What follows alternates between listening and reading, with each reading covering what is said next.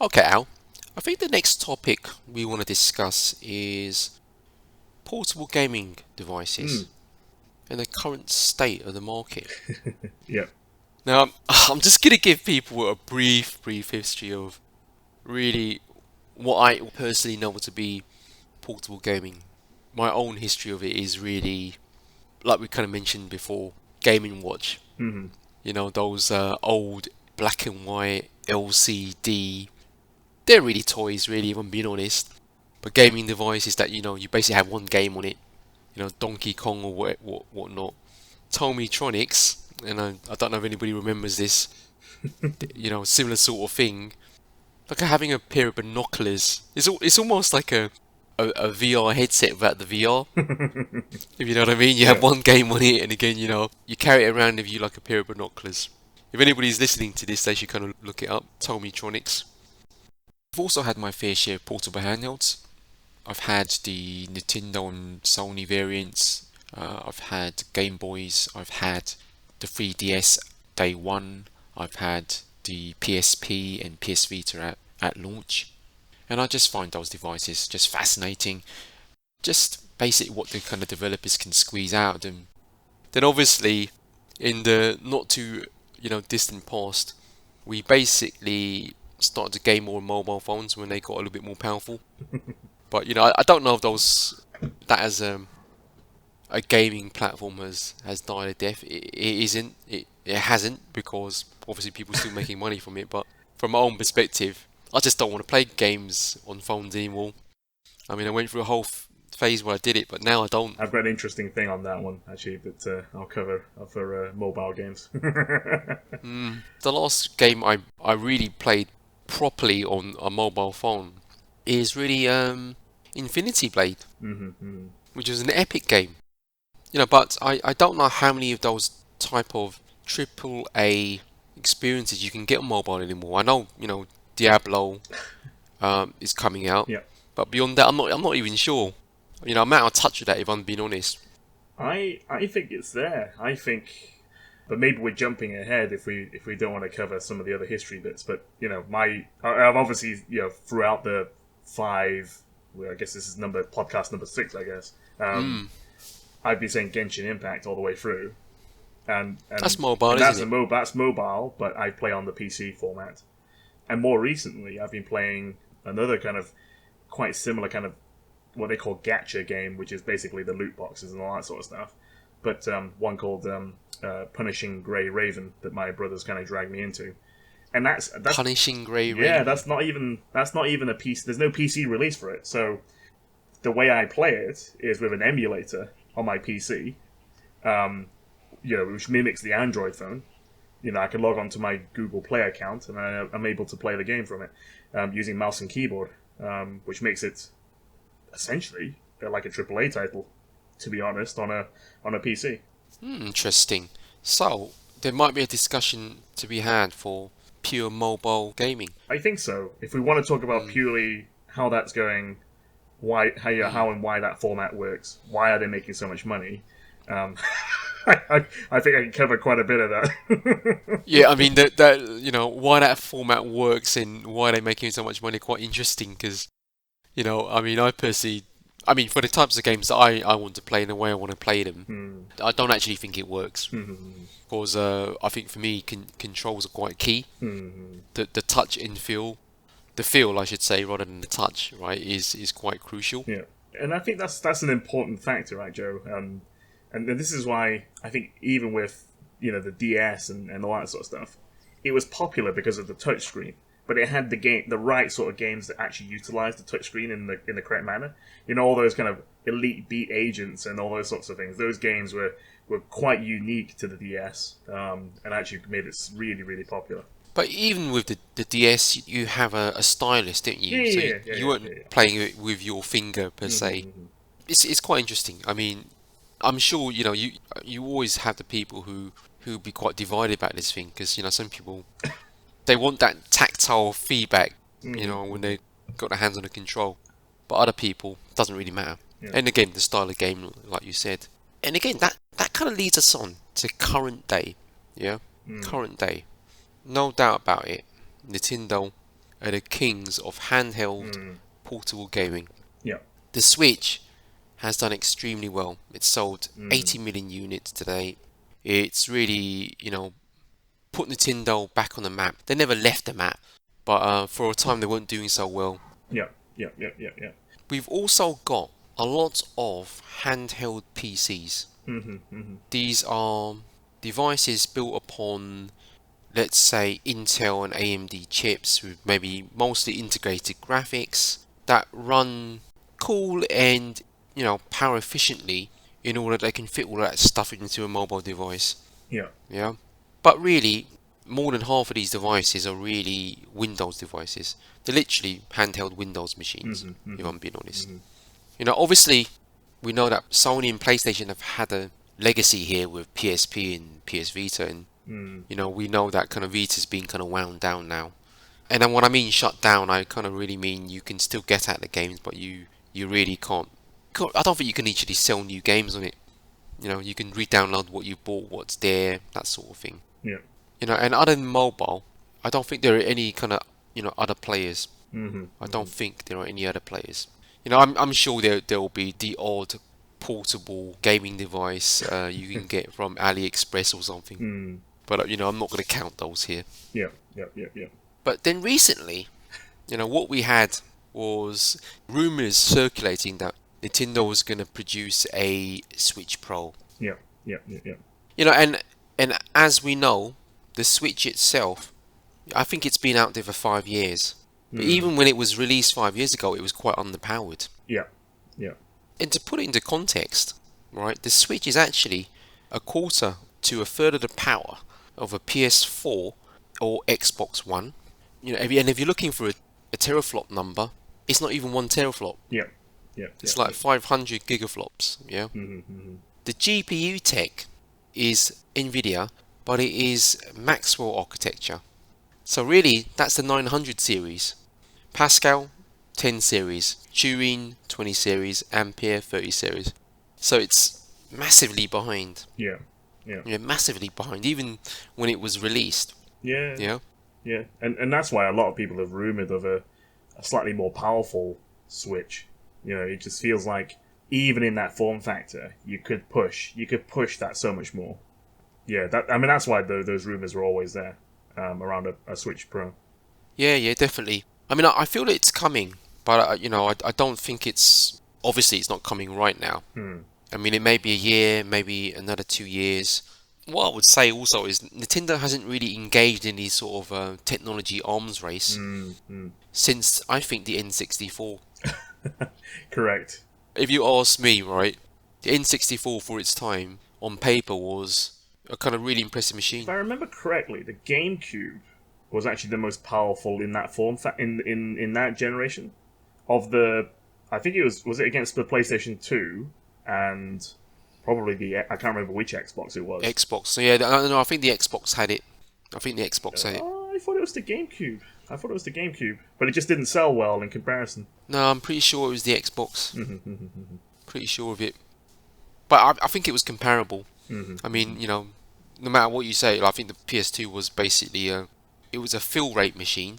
On that front, it had no peer, but it was definitely third place. Yeah. Yeah, but Nintendo these days don't engage in these sort of arms race. Correct. They just don't do it. And as you know, we've got these handheld PCs, yeah, which, if I'm being honest, really interesting devices, especially if you are a PC gamer. I personally cannot see anybody running Windows on those devices, especially if they've got no keyboard, because half those handheld devices don't have a keyboard. Well, they'll be like mobile phones, where it needs a touchscreen interface, and it needs to be able to have a standard keyboard on top of it. Yeah, correct. And some of them will have that, but not all of them will have that. And how it works on a 6 to 7 inch screen, I just don't know. I just don't know how that will work. We've had those devices either out in the world for a while, or at least basically being announced on, kickstarting sites or whatever else. Yeah. But then out of the blue, and when I say out of the blue, we had heard rumours of a Steam PAL. Valve chuck out the Steam Deck. Yeah. Here you go, guys. This is what we're gonna do. Yeah. The Steam Deck, which is I think, quite a big surprise to everybody concerned. And I think we were chatting live at at the same time as things were kind of going on. It was kind of interesting, and I was the Steam Deck it really tempted me, because when you looked at the price and what it was capable of, it was pretty insane, and it still is really. But we obviously there's no well, apart from IGN and a few others, who've had some hands on with the kind of a pre-prototype model.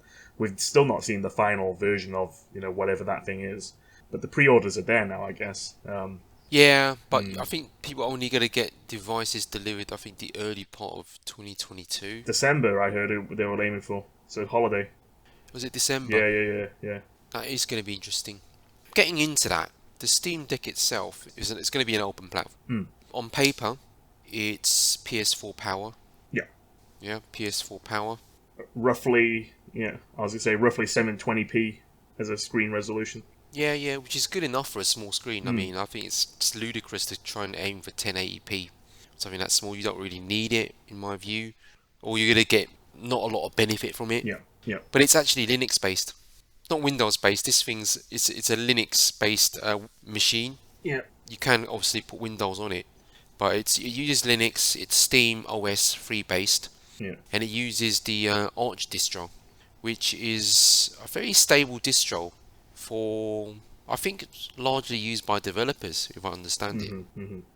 It uses Proton for Windows game compatibility. Yeah. Which, as I understand it, it's some sort of compatibility layer that can do translation from DirectX to Vulkan APIs, that sort of thing. You should get the same experience as running the game natively. Yeah. And again, Proton was developed by Steam in conjunction with another group, I believe. And it's based on Wine, which is well known in kind of the Linux circles. Yeah. One interesting bit of information I kind of read is that, or heard, is that Steam want to make sure every Steam game works with a Steam Deck by the time it's released. Which, if you ask me, sounds like quite a massive undertaking. Yeah. Massive, yeah. But they're the guys that would know, right? Yeah. And it was interesting watching Gabe, you all kind of go through and try and push it as a future form factor, right? As a they want other kind of manufacturers to go and use it as a thing, as an offering. Yeah, and this goes into the point of why they are doing it. And we'll get into that, but I agree, that's definitely an interesting thing. Definitely an interesting thing. Yeah. But what I would say about this Steam Deck piece of hardware is it's significantly cheaper than any of these other handheld PCs. It really is. I mean, I kind of did a side-by-side comparison. It really is. Yeah. I mean, you can install other OSs and storefronts on it if you want. And that's the compelling thing about it. And you could use it as a... Because I was thinking about where would I use it, right? I've not purchased a Switch because I don't travel that much that requires me to play whilst I'm traveling. So the same kind of really applies to essentially the Steam Deck for me. But you could also, as soon as the dock... Well, actually, in fact, they were saying that I don't actually necessarily need a Steam dock, essentially, to mount it and play it on a large screen TV.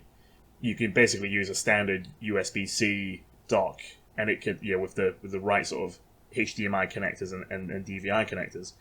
Then you could do it that way, and you could use it as essentially a portable PC, and literally just put it right next to your TV. Yeah, correct. Correct. I mean, for just being a purely gaming piece of hardware, you have to say that the Steam Deck would have a software advantage. I just still don't believe that Windows certainly not Windows 10, is really geared up to be the OS for a small screen with those types of controls. Even if it's touch. Windows 10, it's not a piece of software for that. Yeah, definitely not. But I mean, to get some context on this and how Steam Deck compares with the other handheld PCs, I told you I did this side-from-side comparison.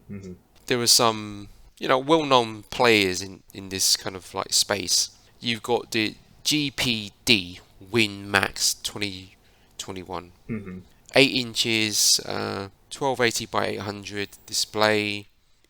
You have a choice of using an i7 or Ryzen 7, and these CPU parts, they're really CPU parts designed for ultrabooks, and they've got integrated graphics. So Intel have got Z, Yeah. AMD have got the Radeon Vega 8 Yeah. stuff. Yeah, Yeah. it's comparable to a PS4 as well. So 1.6 T-flops versus the PS4's 1.8, and I think for the AMD it's 1.12.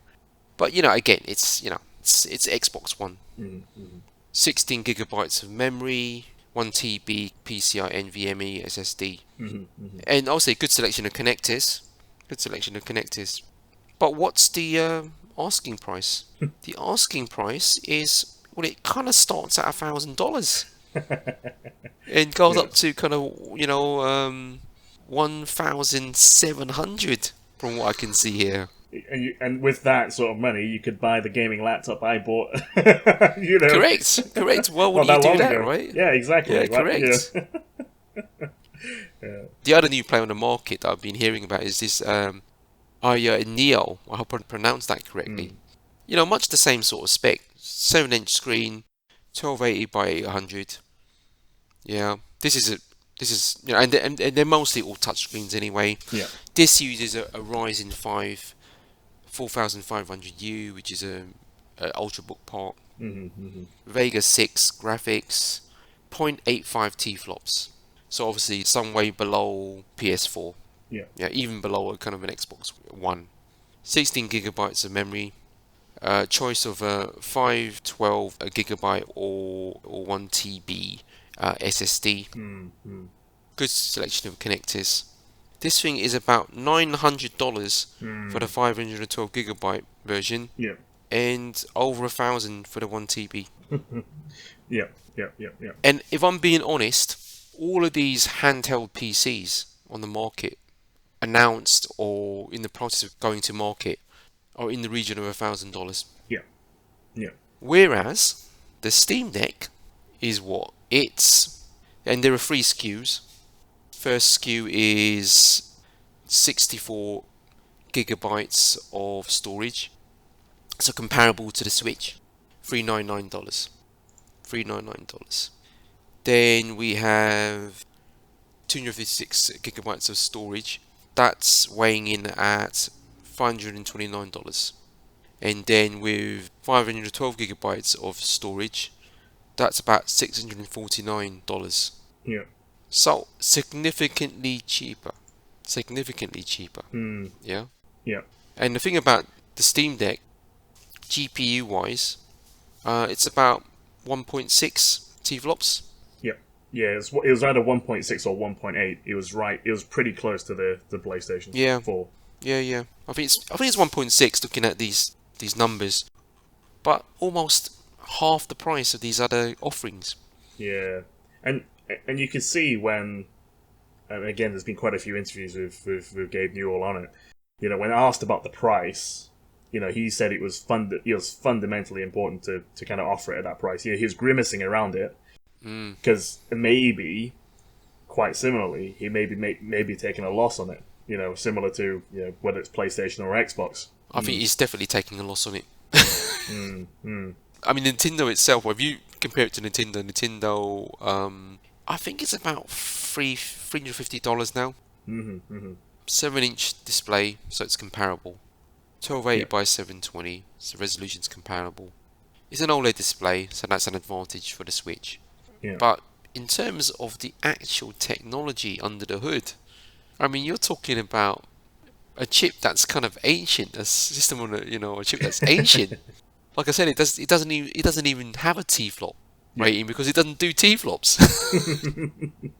And it uses an ARM processor, which is no bad thing in itself. But the ARM processor on the standard Tegra X1 is an 8-core part. Yeah. Nintendo only used 4 cores, and one of those cores reserved for the OS. It's reserved for the OS. All in all, in comparison, older architecture, underpowered GPU, but it's still selling for $350 versus Steam Deck's Yeah. $399 price point for a significantly more powerful product. Significantly more powerful products with similar storage. Yeah, and I think the thing will be also is not forgetting that just right off the bat, because it's more Windows or arguably Steam OS, Steam based, your Steam library is instantly on it, assuming it can actually run on it. But it just assumes that you can just move your library straight onto it. You download it, and you can play it from your portable format. Yeah, and I think that kind of links into who is this actual product for? Mm. Is it for the users looking for a Switch alternative? That's kind of a maybe, because Switch users want to play Nintendo games, which are only on Switch. Yeah. Is it for users looking for a PC for gaming, for home and on the move? Really kind of applying that Nintendo formula to PC, so they can take, like you said, Al, take Steam with them wherever they go. And I think it's one of those really interesting things where, because it's so competitively priced, and we talk about the PC Master Race and stuff like that. Not everyone's got a gaming PC. No. And because it's expensive to have one. Correct. Then actually this is actually it's quite interesting. When you look at what you get, it can actually be better than an entry level gaming PC. Correct.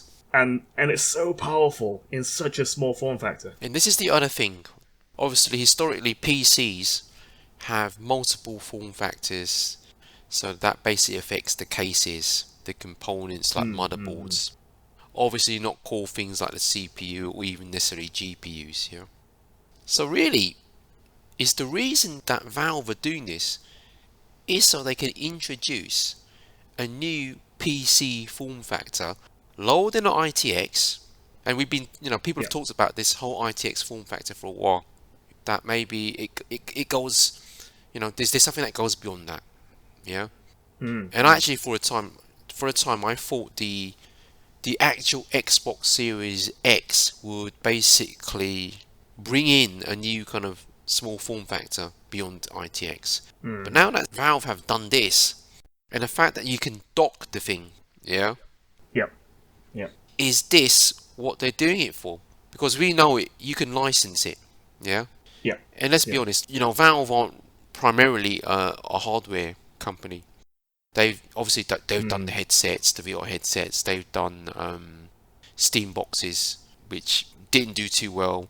They've done the Steam controller, which I'm sure we'll find facets of that controller in this Steam Deck. Well, I think it will pair very well with the Steam Deck. Yeah, correct. So, if you have one, definitely. I just kind of think, is this the whole point of this?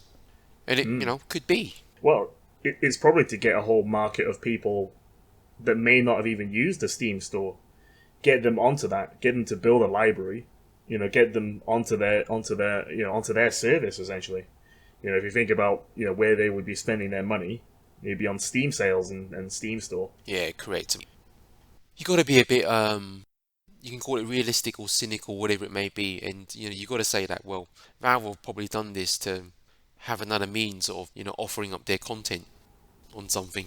Yeah. But it's quite compelling. I mean they could be ushering in the era of smaller PC form factors. I mean, that could be the whole thing here. It'd be interesting to see how that develops. I'm just wondering if anyone else is going to be able to offer it at the same price point, though. That's the main thing that I think will struggle for other producers of the hardware.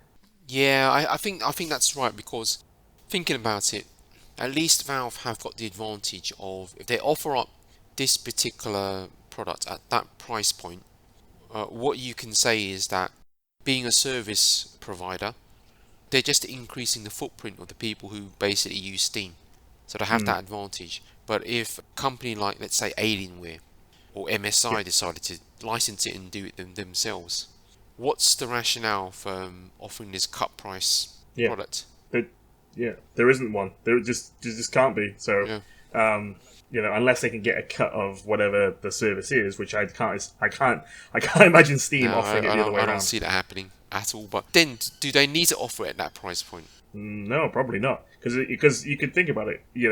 It depends on what variants they would actually produce off the back of the form factor. Are they going to produce more powerful ones? Maybe. Can it handle it based on the heat that it's going to produce? Not sure. Maybe the actual portal device itself can't. But if they kind of smart with the dock, Mm-hmm. maybe that can. I Mm-hmm. mean, we're in an era where we have external GPUs, we have all sorts of Mm-hmm. things. It might Yeah. play into that. Again, give a PC gamer a means of having a Switch-like experience where they can take it on the move or dock it. Yeah. Yeah. Yeah. Yeah. That for me is just kind of extremely interesting. Yeah. And and I think it's a shame that PlayStation haven't released a Vita, right? An updated one. Literally a PlayStation on the go would have been great. PlayStation 4 on the go. This is my point here. I think technically, I think they can, but the Mm. question is, right, is there a market for such a thing? Mm. Mm. Now, I think in terms of another PlayStation handheld, I still maintain they should basically go for a PS4 on the move. Yeah. And I don't really mean just specs for like with PS4. We've got backwards compatibility on PS5. Adopt something like that, have the whole PS4 back catalogue available to it, yeah, Yeah. and you solve the problem in terms of having software, Mm. yeah. Mm. Mm. You're also really extending your ecosystem, Yeah. and you don't Yeah. have to basically include the aged, Jaguar cores from PS4 that we know were basically kind of like anemic in terms of Yeah. power. You don't have to basically go back to the GCN graphics architecture, because we now know that even with Arduino 2 in Zen, we can run mostly 99.99999% of all PS4 games. So what's the Yeah. problem? Yeah. I mean, they'll have the same problem that the Steam Deck will have, in that no matter what you say, these games that are being developed for consoles on TVs and PCs with monitors, they basically expect a certain real estate on Mm-hmm. screen. Mm-hmm. Mm-hmm. That's the design of the thing, yeah? So that's a challenge, and I think that's where Steam Deck's approach is obviously very vastly different to Nintendo's, right? Mm-hmm. Steam Deck wants the hardware to work around the software. So you're taking the software that's Mm-hmm. been built for a home PC, and you're basically trying to make the kind of hardware work around that almost. Whereas Yeah. Nintendo, they're all about basically having very specific software for the hardware they have. And they always Mm-hmm. get a lot of that out of that hardware. I mean, they've got Doom Eternal running on that anemic hardware at the moment. Yeah. So, that's a difference. But I mean, yeah, I mean, PlayStation, in terms of technology, could absolutely do that. What I want to is another thing. And again, I kind of maintain, right, Sony will have to be quite, I think, multifaceted is the way I would put it. They got to think about, we've got this software catalog. Do we want to be investing money into producing software specifically, or do we leverage our legacy? Mm-hmm. We want to do VR. Not everybody's going to be able to afford Mm. PSVR 2, because I'm sure that's going to be, a higher Yeah. end VR solution. So can we use this cheap portable or cheaper portable as a means of giving people a cheap VR experience? Mm. Mm-hmm. Mm-hmm. That's the angle I would go down or look at. As Nintendo again, Nintendo reads everybody else. They've got an IP advantage. They've got focused development on that portable platform. Portable platforms is an area they've got massive experience in. And their development, no matter what you say, I think is world class if you look at what they've developed in their past. Mm-hmm. And again, why do you buy a Nintendo platform? Because you want to play Nintendo IP. And Nintendo always somehow get a lot out of the platforms they have, underpowered or not, underpowered or not. That's the thing Mm-hmm. here. Sony and Steam Deck have almost got to define or create their own portable market, if you know what I mean. It's almost like that. It's almost, yeah, we've got the technology, but do you have a reason for people to drop the money on that technology? Well, I was close. I was Yeah, close. yeah, I know. I looked at the Steam Deck and I started salivating. And I thought, like, I want some of this. Well, obviously, Yeah, I didn't do it, but not yet anyway.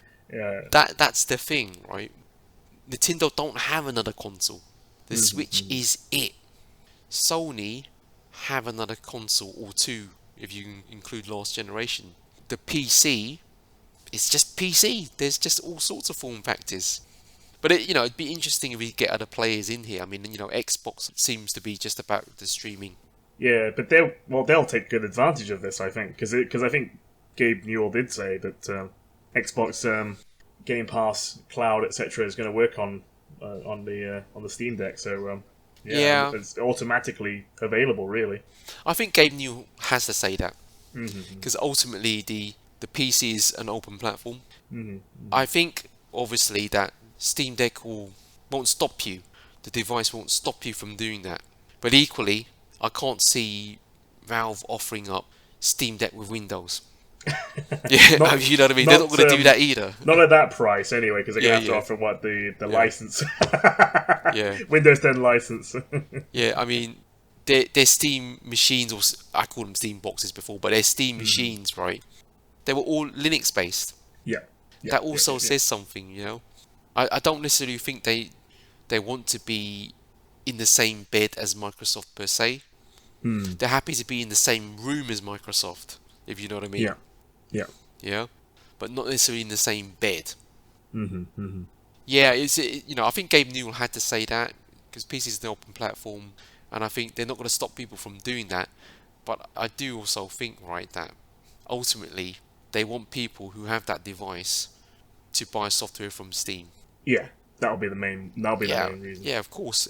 But if someone else wants to license it and produce their own Steam Deck, whether that's going to be Microsoft, the likes of Alienware or MSI or Dell, someone of that ilk, Yeah, then that's up to them. They can do what they want.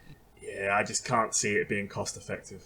The only player where it would be cost effective is Microsoft.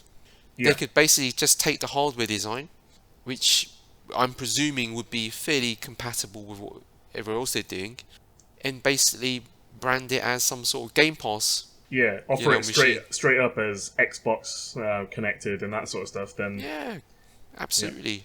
I think the Xbox Series X and S are using some sort of cut down Windows variant. Don't know if I'm Mm-hmm. right in saying that. There's kind of nothing to stop you doing that either. Yeah. Mm-hmm. So it's an interesting state of affairs. Well, I mean, it's created its own market, I think. Yeah, definitely.